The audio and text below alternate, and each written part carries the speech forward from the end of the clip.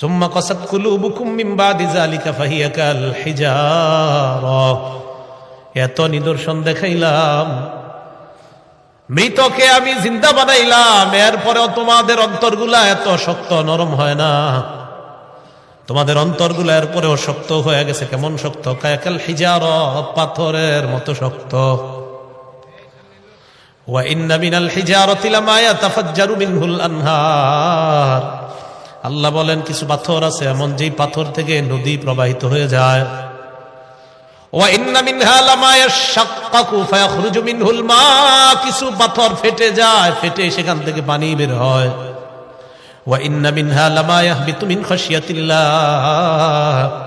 কিছু পাথর আছে এমন, যে পাথর আল্লাহর ভয়ে উপর থেকে নিচে পড়ে যায়। পাথর আমি আল্লাহর ভয়ে কান্না করে পাথর থেকে পানি বের হয় আমার ভয়ে। বান্দা, তোমাদের অন্তর থেকে, কলব থেকে পানি আসতে চায় না। পাথরও শক্ত পাথর, এটা নরম হয়ে যায় আমি আল্লাহর ভয়ে। তোমাদের বান্দাদের অন্তর এত কঠিন, পাথরের চেয়ে কঠিন। আল্লাহ কয় আসাদ্দু কাসওয়া, বরং পাথরের চেয়ে আরো কঠিন। প্রথমে বলছে পাথরের মতো কঠিন, এরপরে বলে আর আসাদ্দু কাসওয়া, পাথরের চেয়ে আরো কঠিন। কিছু মানুষ আছে এমন, এত কঠিন হৃদয় যে পাথর না, পাথরের চেয়ে আরো কঠিন, এত ভয়ঙ্কর অবস্থা হয় তাদের। এই জাতীয় মানুষ দেখবেন জিন্দেগিতেও কখনো কান্না করতে দেখবেন না, আসে না? তো আল্লাহ পাক রব্বুল আলামিন নিদর্শন দেখাইলেন। এখন আসেন, বনি ইসরাইলকে আল্লাহ হুকুম করলেন, সাথে সাথে পালন করলে প্রশ্ন না করে বিষয়টা সহজ হয়ে যেত। প্রশ্ন করার কারণে বিষয়টা সহজ হয়েছে না কঠিন? সহিহ বুখারীর 6473 নম্বর হাদিসের বর্ণনা, কানা রাসূলুল্লাহ সাল্লাল্লাহু আলাইহি ওয়াসাল্লাম ইয়ানহা আন কিলা ওয়া ক্বাল। আল্লাহ নবী অনর্থক কথা বলতে নিষেধ করতেন। ওয়া কাসরাতিস সুআল, বেশি প্রশ্ন করতে আল্লাহ নবী নিষেধ করতেন। ওয়া মানইন ওয়া হাত, কৃপণতা করতে, ভিক্ষাবৃত্তি করতে আল্লাহ নবী নিষেধ করতেন। ও ইদাআতিল মাল, সম্পদ নষ্ট করতে নবী নিষেধ করতেন। ওয়া ওয়াদিল বানাত, কন্যা সন্তান জীবন্ত মাটির নিচে দাফন করতে আল্লাহ নবী নিষেধ করতেন। পাঁচটার মধ্যে একটা হলো কাসরাতিস সুআল, বেশি প্রশ্ন করা নিষেধ। কিছু কিছু ক্ষেত্রে প্রশ্ন যত করবেন বিষয়টা আরো কঠিন হয়ে যায়। সাহাবাদেরকে আল্লাহ নবী বললেন ইন্নাল্লাহ, আল্লাহ পাক রব্বুল আলামিন ফরদ আলাইকুমুল হাজ্জা, তোমাদের উপর হজ ফরজ করে দিয়েছেন। এক সাহাবী দাঁড়িয়ে বললেন ইয়া রাসূলুল্লাহ আফি কুল্লি আমিন, প্রত্যেক বছর হজ করব নাকি? ফাসাকাতা, আল্লাহ নবী চুপ রইলেন। ওই ব্যক্তি আবার বললেন ইয়া রাসূলুল্লাহ আফি কুল্লি আমিন, আমরা কি প্রত্যেক বছর হজ করব? আল্লাহ নবী আবার চুপ রইলেন। আবার দাঁড়িয়ে বললেন ইয়া রাসূলুল্লাহ প্রত্যেক বছর আমরা হজ করব কিনা? আল্লাহ নবী আবার চুপ রইলেন। তিনবার প্রশ্ন করার পর নবী বললেন লাউ কুলতু না'আম লাওয়াজাবাত, আমি যদি একবার বলতাম হ্যাঁ প্রত্যেক বছর হজ করা লাগবে, তাহলে সামর্থ্যবান যারা প্রত্যেক বছর তাদের উপর হজ অবধারিত হয়ে যেত। নবীজি বলেন খুযু মা তারাকতুকুম, যতটুকু আমি বলি এতটুকু গ্রহণ করবা, বেশি প্রশ্ন করবা না। ফাইন্নামা হালাকা মান কানা ক্বাবলাকুম বিকাসরাতিস সুআল, তোমাদের পূর্ববর্তী জাতি বেশি প্রশ্ন করার কারণে ধ্বংস হয়ে গেছে। বলেন নাউজুবিল্লাহ। বেশি প্রশ্ন করবা তো বিপদে পড়বা। এই জন্য অনর্থক বিষয়ে বেশি প্রশ্ন না করা। তাহলে বনি ইসরাইল বলেন তো, এই গাভীর বিষয়ে প্রশ্ন বেশি করার কারণে বিষয়টাকে সহজ হচ্ছে না কঠিন হয়ে গেছে? দ্বিতীয় বিষয়, মুসা নবীর জাতি, মুসা নবীর কথা মানার ক্ষেত্রে এতগুলা প্রশ্ন করলেন। মুসা আলাইহিস সালাতু ওয়াস সালামের জাতিকে আল্লাহ পাক রব্বুল আলামিন হুকুম করলেন, মুসা নবীকে আর মুসা নবীর জাতিকে কি হুকুম করলেন? একটা সম্প্রদায় আছে আমালিকা সম্প্রদায়। বলেন কি সম্প্রদায়? আমালিকা।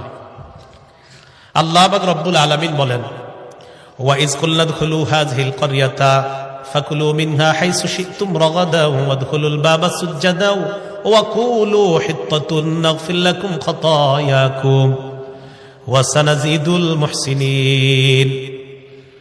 ওই সময়কে স্মরণ করেন, আমি যখন বললাম উদখুলু হাযিহিল ক্বরিয়া, এই এলাকায় তোমরা প্রবেশ করো। কোন এলাকায়? যে এলাকাকে বলা হয় আমালিকা সম্প্রদায়। ওই আমালিকা সম্প্রদায়ে তোমরা যাও, যাওয়ার পর তাদের সাথে জিহাদ করবা। জিহাদ করার পর আমি আল্লাহ তোমাদেরকে বিজয় দান করব। মুসা নবী বনি ইসরাইল সম্প্রদায়কে নিয়ে রওনা করলেন। তারা আগে কি করলেন? 12 জন মানুষকে পাঠাইলেন। আমালেকা সম্প্রদায়কে দেখে আসার জন্য 12 জন মানুষকে পাঠাইলেন। ওই 12 জন যাওয়ার পর তথ্যবিত্ত তালাশ করে যাওয়ার পর ওই 12 জনকে আমালিকা সম্প্রদায়ের মানুষরা অ্যারেস্ট করছে। কয়জন রে? আগে একটু তথ্য নিয়ে আসবে, এরা দেখতে কেমন, এদের সাথে জিহাদ করা যাবে কিনা। অ্যারেস্ট করার পর বাদশার কাছে নিয়ে যায়। বাদশা চিন্তা করলো কি করা যায়, তাদের 12 জনকে হত্যা করব নাকি ছেড়ে দিব। বাদশাহ সিদ্ধান্ত নিয়ে নিল 12 জনকে ছেড়ে দাও, তারা যেন গিয়ে বনি ইসরাইল সম্প্রদায়কে জানায়া দেয় এদের সাথে যুদ্ধ করতে যাও না, গেলে বিপদে পড়বা। এটা যেন গিয়া বলে। বিশাল বড় বড় পাহাড়ের মতো এক একজন দেখতে, বিশাল বড় বড় পালোয়ান, এরকম এক এক অবস্থা। 12 জন রে আপনার একজনের কাছে কোনো ব্যাপার না, ওই আমালেকা সম্প্রদায়ের একজনের কাছে 2 জনের কাছে 12 জন কোনো ব্যাপার না, এরকম এক এক শক্তিশালী এক একজন। 12 জন এলাকায়।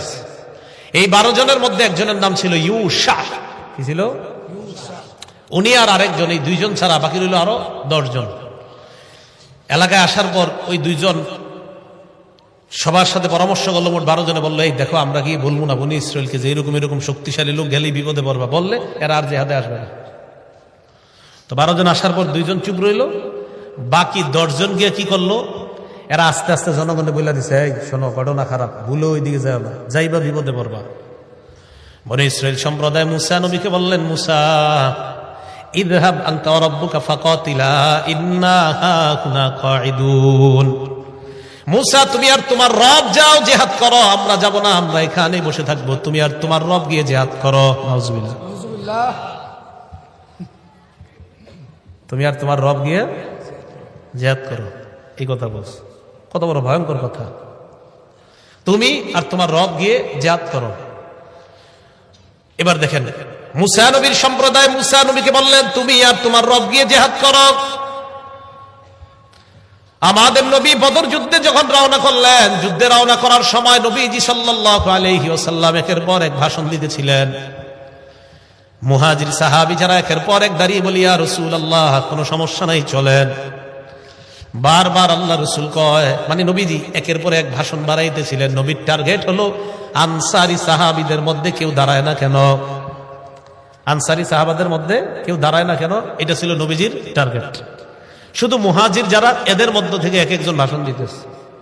তো নবীজি বারবার ভাষণ বাড়ায় কেন, যে আনসারদের মধ্যে কেউ কিছু দাঁড়ায় বলুক, এটা হলো নবীজির টার্গেট।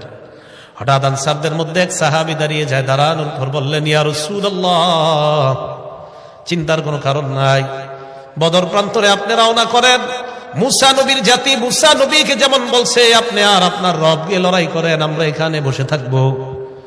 ইয়া রাসূলুল্লাহ আমাদের কথা আপনি শুনেন, আমরা আপনাকে এমন কথা বলবো না যে আপনি আর আপনার রব গিয়ে লড়াই করেন, এমন কথা বলবো না। আমরা আপনার ডানে বামে সামনে পিছনে থাকবো। ইন্না মাআকুমা মুকাতিলুন। ইয়া রাসূলুল্লাহ আপনি লড়াইয়ে নেমে যান, বদর প্রান্তরে রওনা করেন, আমরা আপনার সামনে পিছনে ডানে বামে থেকে আপনার সাথে সরাসরি লড়াইয়ে অংশগ্রহণ করব। আমরা লড়াইয়ের ময়দান থেকে ভাগবো না, বনি ইসরাইলের মতো বলবো না তুমি আর তোমার রব যাও। তো বনি ইসরাইলকে যে এলাকার মধ্যে ঢুকতে বলছে আর কি আল্লাহ তাআলা, এক পর্যায়ে তারা এলাকায় ঢুকবে। ঢুকার সময় আল্লাহ বলে দিলেন, তোমরা ওই এলাকায় যাও, যাওয়ার পর ফাকুলু মিনহা হাইসু শি'তুম রাগাদা, প্রচুর পরিমাণে তোমরা খাও, তোমাদের যেইভাবে মন চায় তোমরা খাইবা, খেতে পারবা। ওই এলাকা যাওয়ার পর প্রচুর ধন সম্পদ তোমরা পাইবা, ওই ধন সম্পত্তি তোমরা ভোগ করতে পারবা। 1 নাম্বার হুকুম। 2 নাম্বার ওয়াদখুলুল বাবা সুজ্জাদা, ওই এলাকায় ঢুকার সময় সিজদা অবস্থায় ঢুকবা। 3 নাম্বার কুলু হিত্তা, ওই এলাকা ঢুকার সময় বলবা হিত্তা। হিত্তা মানে আল্লাহ আপনি আমাদেরকে মাফ করে দেন, নাগফির লাকুম আমি আল্লাহ তোমাদেরকে ক্ষমা করে দিব। 1 নাম্বার হুকুম এলাকায় প্রবেশ করো। 2 নাম্বার দরজা দিয়ে সিজদা অবস্থায় প্রবেশ করবা। 3 নাম্বার বলবা হিত্তা, বলেন কি বলবা? এনারা কি করছে দেখেন, ফাবাদদালাল্লাযীনা যালামু কাওলান গায়রাল্লাযী ক্বিলা লাহুম ফাআনজালনা আলাল্লাযীনা যালামু রিজসাম মিনাস সামাই বিমা কানু ইয়াফসুকুন। ফাবাদদালাল্লাযীনা যালামু কাওলান গায়রাল্লাযী ক্বিলা লাহুম, তারা ঢোকার সময় আল্লাহ যা বলছে তা তারা পরিবর্তন করে আল্লাহর উল্টাটা তারা কয়। এক নাম্বার, আল্লাহ বলছে সিজদা অবস্থায় প্রবেশ করো, এরা যাওয়ার সময় সিজদা তো দেয় না, মাথা ঝুঁকায় না, বরং এই নিতম্বটা মাটির সাথে হেসরায় হেসরায় প্রবেশ করতেছে। না আল্লাহ বলছে এমনি, এরা এমনি ঢুকতেছে।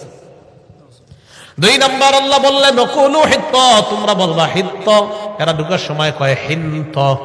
কি কয়? আল্লাহ বলছে হিত্ত, আল্লাহ বলছে হিত্ত, এরা বলছে হিন্ত। কি বলছে? হিন্ত। ইউটিউবাররা আবার মাহফিল আবার শুরু করছেন আবার, না?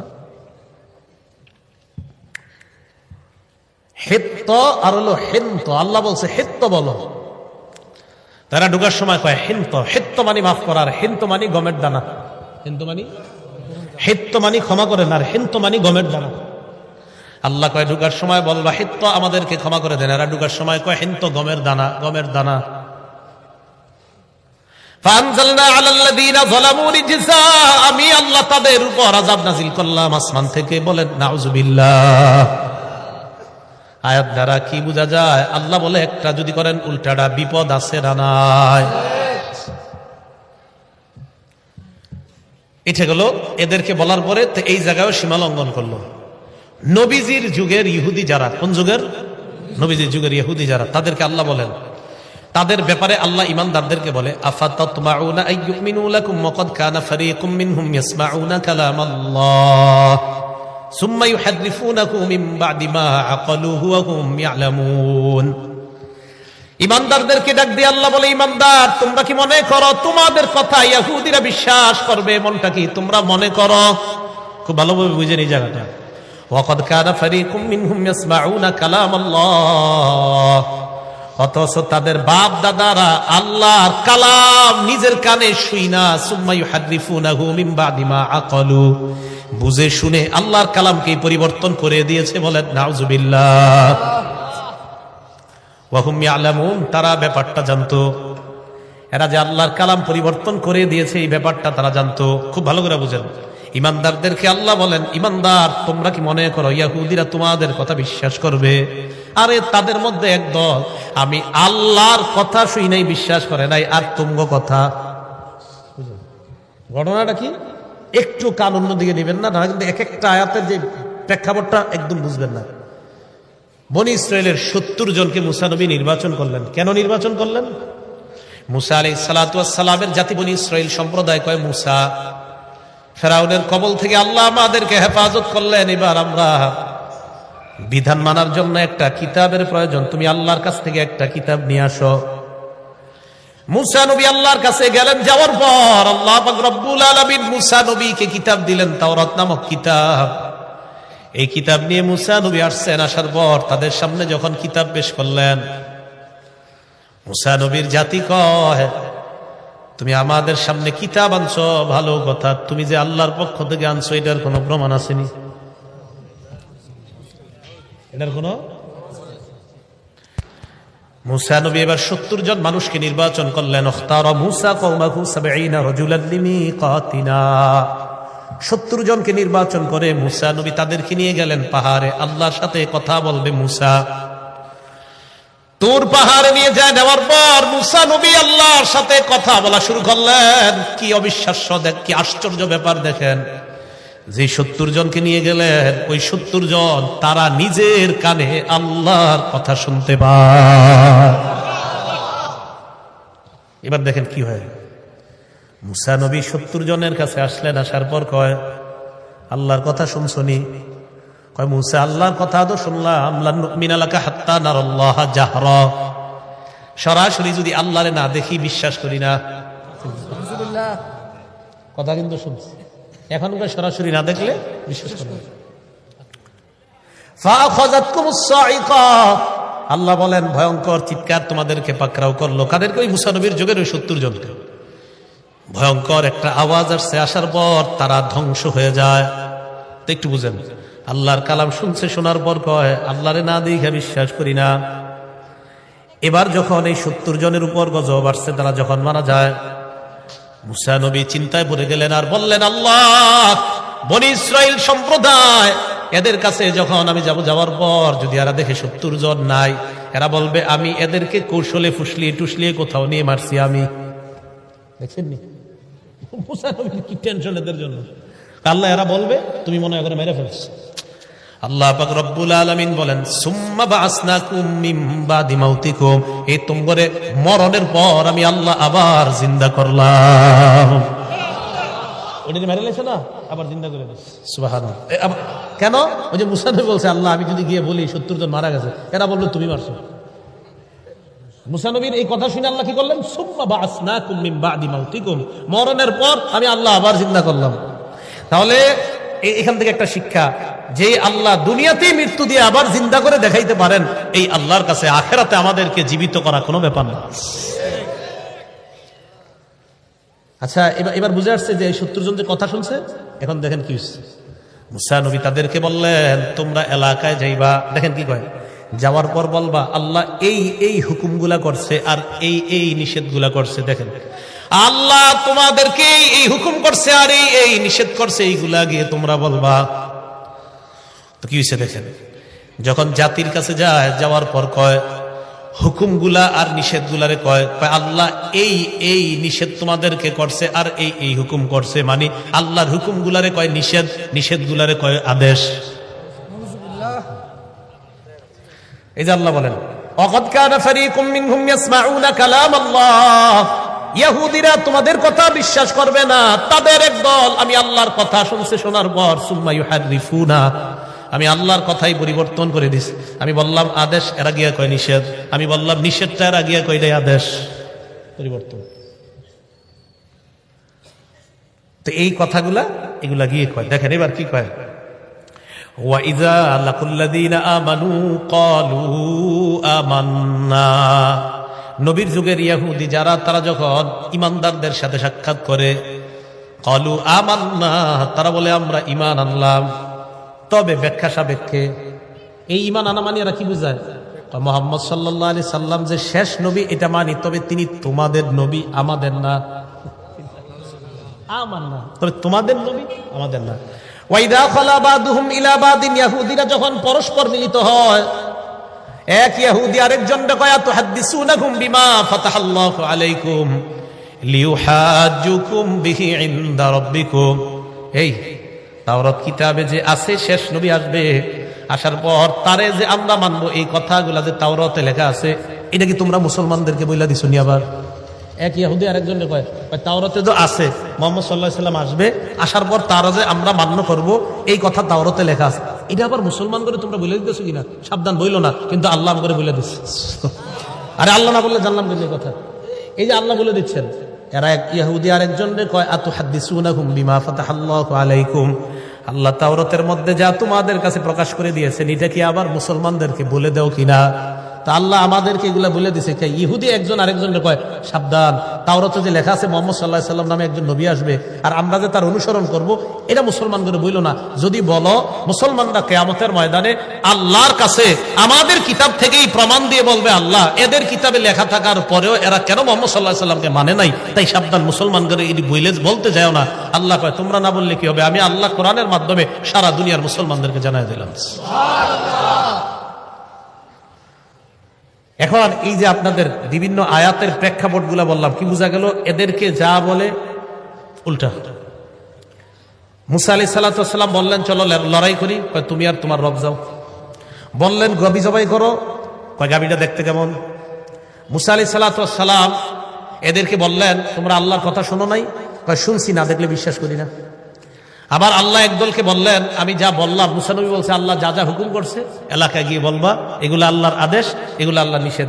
গিয়ে বলল আদেশগুলা নিষেধ, নিষেধগুলারে বললো আদেশ, পুরা পরিবর্তন করে দিল।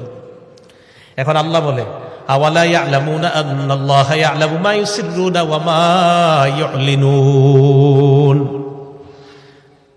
এরা কি জানে না তারা যা গোপন করে আর যা প্রকাশ করে আমি আল্লাহ সব জানি। সুবহানাল্লাহ। এবার কি করে দেখেন, ومنهم أميون لا يعلمون الكتاب إلا أماني وإنهم إلا يظنون, ইহুদিদের মাঝে একদল আছে যারা মূর্খ, তারা কি এরা কিতাবের কিছুই জানে না, ইল্লা আমানিয়া, কিছু আশা ছাড়া। কি জানে? খালি কিছু আশা, কিছু আশার বাণী এরা জানে, এছাড়া আর কিছু জানে না। ফাওয়াইলুল লিল্লাযীনা ইয়াকতুবুনাল কিতাবা বিআইদিহিম, নিজেদের হাতে যারা কিতাব লেখে, লেখার পর বলে হাযা মিন ইনদিল্লাহ, নিজেদের হাতে কিছু কিতাব লেখে আর বিভিন্ন বিষয় লেখা হয় এটা আল্লাহর পক্ষ থেকে, লিয়াশতারু বিহি সামানান কলিলা, যেন এই লেখা দিয়ে কিছু টাকা কামাই করা যায়। জনগণরা আইসা কয় এটা আল্লাহর হুকুম, আল্লাহর আদেশ, আল্লাহর নিষেধ। ভালো করে মনে রাখবেন, আমি আপনি এই যে এই জায়গার মধ্যে বসলাম, আমাদের অনেকেই মাইকের সামনে বসে এটাও বলতে পারে এটা আল্লাহর কথা, এটা নবীর কথা। কিন্তু যদি আল্লাহ না বলে থাকে আর নবী না বলে থাকে, আপনি মিথ্যা কথা বললেন। কি বললেন? মিথ্যা কথা বললেন। এবার ইহুদিরা সর্বশেষ কি কয় দেখেন, নবীজির যুগের মুমিনদেরকে, ওয়াকালু লান তামাসসানান নারু ইল্লা আইয়ামাম মাদুদা। ইহুদিরা কয়, মুমিন তোমরা যে বলো মুহাম্মদ সাল্লাল্লাহু আলাইহি সাল্লামকে না মানলে যে জাহান্নামে যেতে হবে, হ্যাঁ আমরা জাহান্নামে যাব, তবে কিছুদিন থাকবো। কয়দিন? গনে গনে কয়েকদিন জাহান্নামে থাকবো, বাস, এর চেয়ে বেশি থাকা লাগবে না। আইয়ামাম মাদুদার এক নাম্বার ব্যাখ্যা হলো তারা ইহুদিদের ব্যাখ্যা। আব্দুল্লাহ ইবনে আব্বাস কয় ইহুদিদের ব্যাখ্যা হলো তারা মনে করে তারা জাহান্নামে থাকবে 7 দিন। কয়দিন? ইহুদিদের বক্তব্য হলো দুনিয়ার বয়স হবে 7000 বছর, প্রতি 1000-এ 1 দিন তারা জাহান্নামে জ্বলবে। 7000 বছরের মোকাবেলায় তারা 7 দিন জাহান্নামে জ্বলবে। এটাই তারা বলে ওয়াকালু লান তামাসসানান নারু ইল্লা আইয়ামাম মাদুদা, জাহান্নামের আগুন আমাদেরকে স্পর্শ করবে না, তবে করবে কিছুদিনের জন্য। এই কিছুদিনের এক নাম্বার ব্যাখ্যা হলো 7 দিন। এটা তাদের বক্তব্য। 2, ইহুদিদের বক্তব্য হলো কিছুদিন জাহান্নামে থাকবো মানে হলো 40 দিন। কয়দিন? 40 দিন থাকার পর আমরা বের হয়ে যাব, এরপর অন্য জনেরা যাবে। এই অন্য জন দ্বারা উদ্দেশ্য হলো নবীর সাহাবারা। এরা 40 দিন থাকবে জাহান্নামে, বের হয়ে যাবে, এরপর সাহাবারা ঢুকবে। এটা তাদের বক্তব্য। 3 নাম্বার বক্তব্য ইহুদিদের, এই কিছুদিন দ্বারা উদ্দেশ্য হলো আমরা যে বাসুর পূজা করছিলাম কয়েকদিন, এই কিছুদিন আমরা জাহান্নামে থাকবো, এর চাইতে বেশি জাহান্নামে থাকবো না। যতদিন বাসুর পূজা করছিলাম এই পরিমাণ জাহান্নামে থাকবো। কি বাসুর পূজা? মুসা নবী যখন আল্লাহর কাছে তাওরাত কিতাব আনতে গেছে, তাওরাত কিতাব আনতে যাওয়ার পর বনী ইসরাইল সম্প্রদায়ের এক ব্যক্তি, তার নাম সামিরি। কি নাম? এই সামিরি কি করলো, জনগণের কাছ থেকে স্বর্ণ টর্ণ ইত্যাদি জমা কইরা একটা গাভীর বাছুর, বকরি, একটা গরুর বাছুর বানাইছে। বাছুর বানানোর পর ওইটার ভিতরে আপনার জিবরিল আমিন এই সামিরিকে লালন পালন করার জন্য যে বাহনের উপর চড়ে দুনিয়াতে আসছিল, এটা যেখানে পা ফালাইতো সেখানে ঘাস উঠে যাইতো, সে ওই জায়গা থেকে একটু মাটি রেখে দিছিল। এই মাটি ওই স্বর্ণ দিয়ে বানানো গাভীর ওই যে বাছুর আছে ওইটার মুখের মধ্যে দিছে, লাহু খুয়ার, ওইটা হাম্বা হাম্বা শুরু করছে। তো যখন হাম্বা হাম্বা শুরু করছে, বনী ইসরাইল মনে হয় এটাই খোদা,